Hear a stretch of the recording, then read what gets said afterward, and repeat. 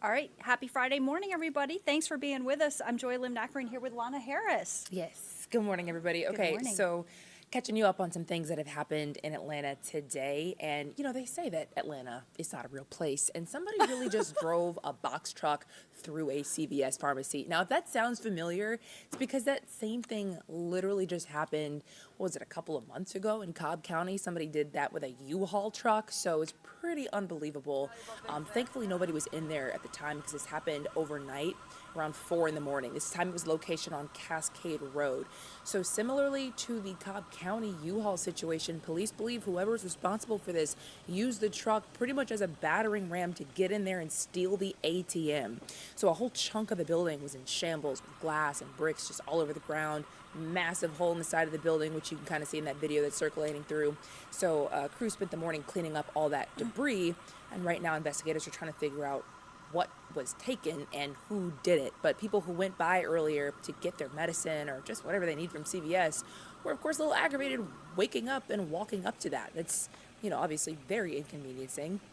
And another top story that we're following today is a story that honestly could have been a lot worse. This is a terrible situation. A bus flipped in Polk County late last night. Students and staff were on the bus when this happened. 2 adults and 9 minors. So thankfully they've pretty much all been released from the hospital. Most, if not all, anyway, at this point. None of their injuries were life-threatening. But this happened around 10:45 last night on Highway 101 in Polk County. It's near Aragon. We just got an update recently about what happened. So we're told that Rome High School's football team had just had a scrimmage with Rockmart High School. Police tell us they were all on the bus on their way home when the driver of a Nissan swerved out of their lane, hit the driver's side back wheel, and then spun out of control. The bus crossed the center line, flipped over, and hit a power pole.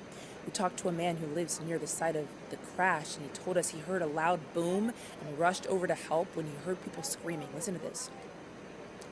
Crying, confused, wonder what happened, and it was just total chaos. Some of them just laid on the ground until EMT and everybody else arrived. I was able to get into the front window of the front of the bus, get the bus driver out, undo the seatbelt, get him out. But he was dazed and worried about the kid, and I told him they'd be fine. We just need to get you out quickly as possible.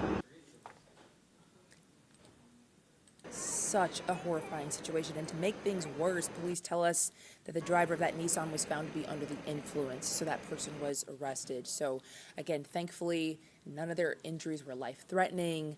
Almost all of them, if not all of them at this point, have been released from the hospital, Joy. So, you know, we could have been talking about a very different story today. Yeah, thank goodness. Yeah. Thank goodness that everybody survived. And I mean, you know, I don't want to go into a lecture about drinking and driving. We've heard it all before. I But know. I mean, you see what happens, and obviously it could have been so much worse. Like It's never you said. worth it. Yeah. Never. Yep. Buzz driving is drunk driving. That's what they say. Seriously. All right. Thank you so much, Lana Harris, with a look at that in case you missed it. So another story that is making headlines. Take a look at this. This was, apologize, wrong video. Let me show you. This was an iconic Atlanta landmark. Okay, so what a difference. I mean, this historic Buckhead building has now been demolished, and the neighborhood's really in shock. So this was the Gresham building, and obviously it's now a pile of scrap.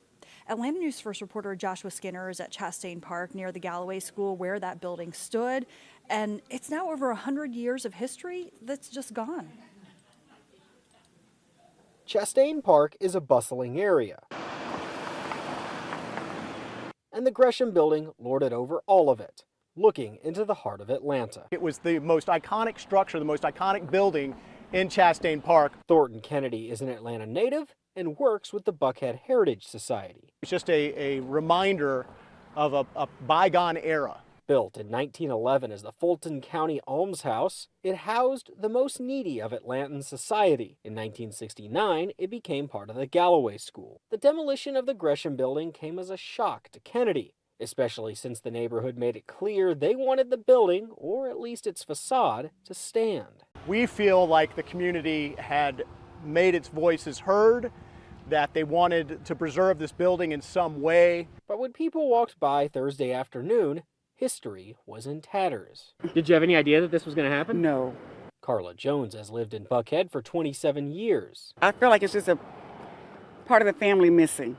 and I didn't get a chance to say goodbye.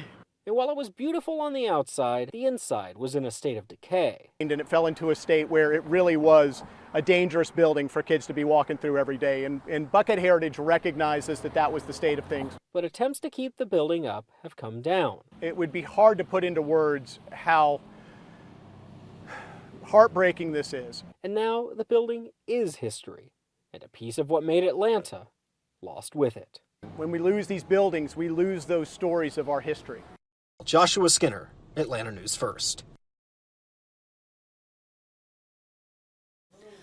Also making headlines, a settlement that really could make a big difference for one Georgia community.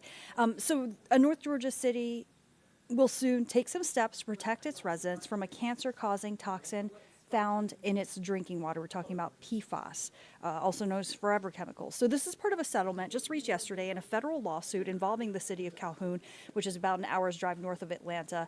Atlanta News First reporter Andy Parati breaks down what the settlement means for residents.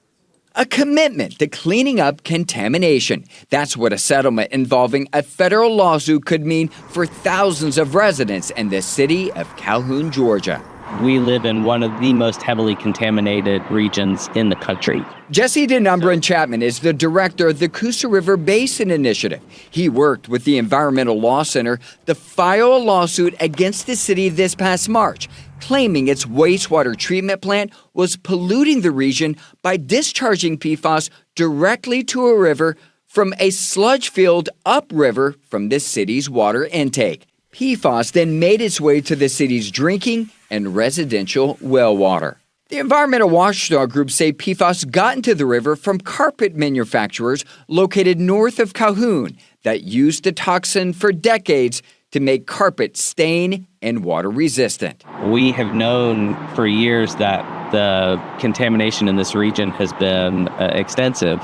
If approved by a federal judge, the settlement will require Calhoun to overhaul its wastewater treatment plant to regulate PFAS coming in from carpet manufacturers, investigate residential well water's potential impact, and upgrade its water plants to treat the toxin.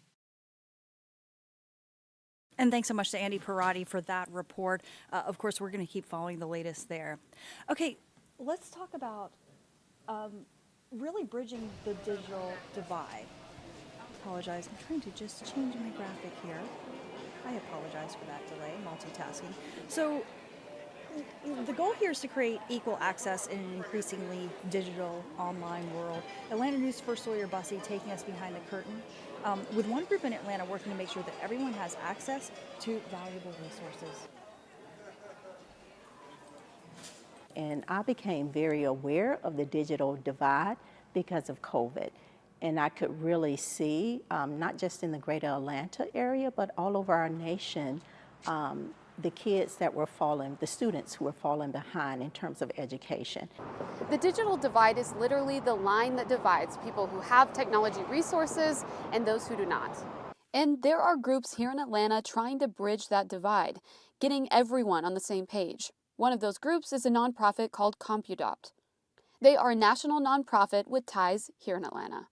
And if we think about technology, we think everybody has it. Everybody has a phone, everybody has a laptop, but it's not true. A lot of households, maybe they have a phone that they have, but it's not connected. They partner with local organizations to find families in need, then give out laptops and Wi-Fi connectors to those who qualify. Anyone who needs help can apply on the organization's website. Technology impacts every aspect of our lives, not just how we learn, so not just education, but banking, finding jobs, medical care. The nonprofit has been around since 2007 and says they've impacted over 600,000 families. They opened their Atlanta programming in 2022.